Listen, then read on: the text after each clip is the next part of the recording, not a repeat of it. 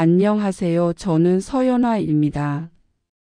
연꽃처럼 맑고 곱게 자라라는 부모님의 바람이 담긴 이름이었어요.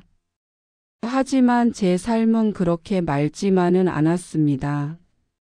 저희 집은 가난했어요. 아버지는 품팔이를 하셨고 어머니는 남의 집 일을 거들며 근근히 생계를 이어가셨죠. 하지만 저에게는 꿈이 있었어요. 그림을 그리는 거였죠. 종이가 없으면 땅바닥에, 막대기가 없으면 손가락으로 그렸어요. 나뭇잎에 이슬을 묻혀 돌 위에 그림을 그렸던 날도 있었죠. 어머니는 그런 저를 야단치셨어요. 연아야, 그림 그려서 밥 먹고 사니? 쓸데없는 짓 하지 말고 집안일이나 거들어라. 하지만 저는 멈출 수가 없었어요.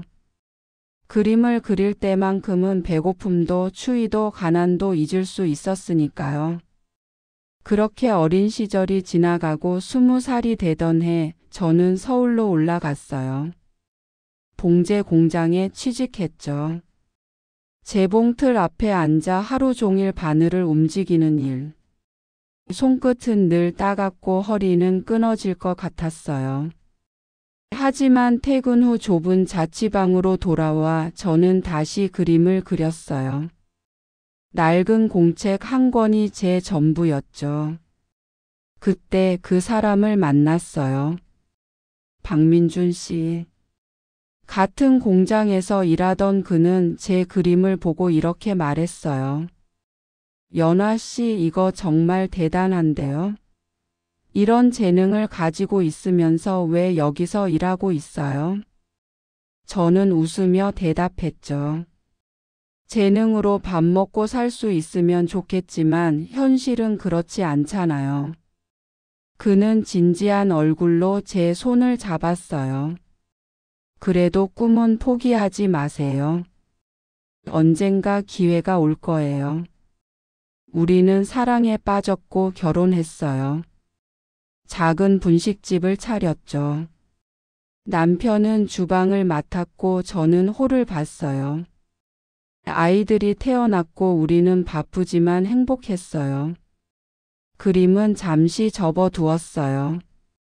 하지만 괜찮았어요. 남편과 아이들이 있었으니까요.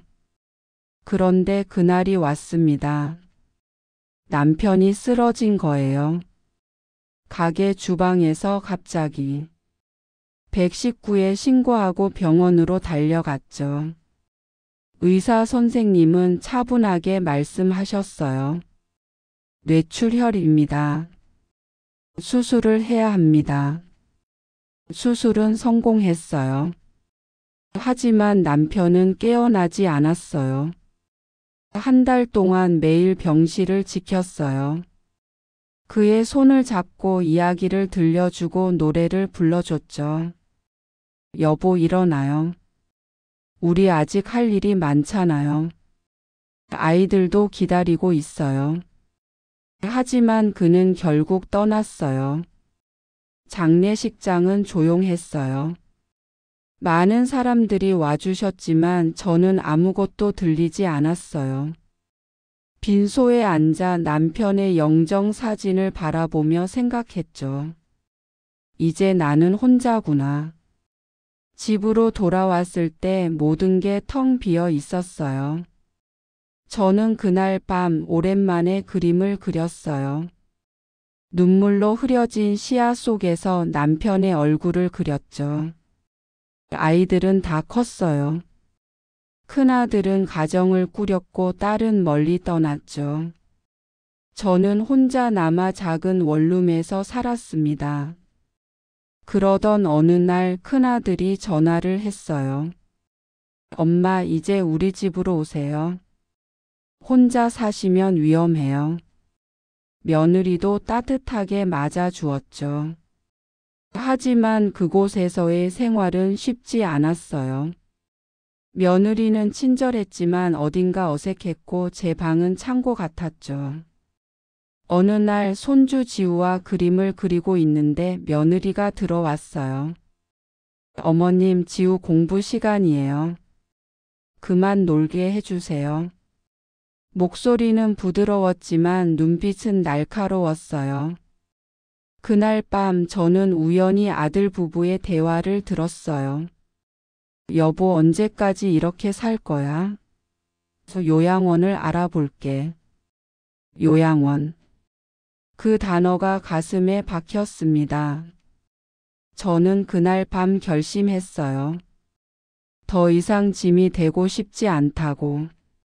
다음 날 아침 저는 작은 가방을 챙겨 집을 나섰어요. 아들과 며느리는 놀랐지만 저는 웃으며 말했어요. 아들아, 엄마는 혼자 살 거야. 걱정하지 마. 엄마는 아직 건강하고 할 일도 많아. 처음에는 막막했지만 이상하게도 무섭지 않았어요. 오히려 자유로웠죠. 저는 그날부터 하나씩 시작했어요. 먼저 동네 문화센터에 등록했습니다. 수채화 수업이었죠. 70평생 처음으로 제대로 된 미술 수업을 받는 거였어요. 선생님은 젊은 분이었어요. 제 그림을 보시더니 눈을 크게 뜨셨죠. 어머님, 이거 독학으로 그리신 거예요? 정말 대단하세요. 감각이 남다르신데요. 평생 처음 듣는 칭찬에 가슴이 뜨거워졌습니다.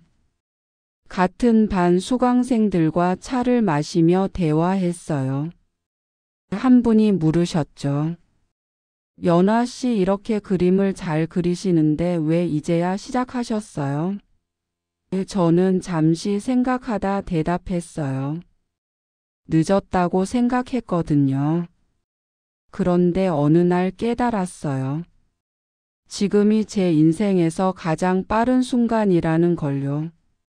저는 매일 그림을 그렸어요. 아침에 일어나면 창문을 열고 햇살을 그렸어요. 공원을 산책하며 나무를 그렸고 시장에 가서 사람들을 그렸어요. 어느 날 문화센터 선생님이 제안하셨어요. 어머님, 다음 달에 우리 센터에서 전시회를 해요. 어머님 작품도 걸어보시는 게 어때요? 전시회. 제 그림이 전시된다는 것. 평생 꿈꿔왔지만 한 번도 이루지 못한 일이었어요.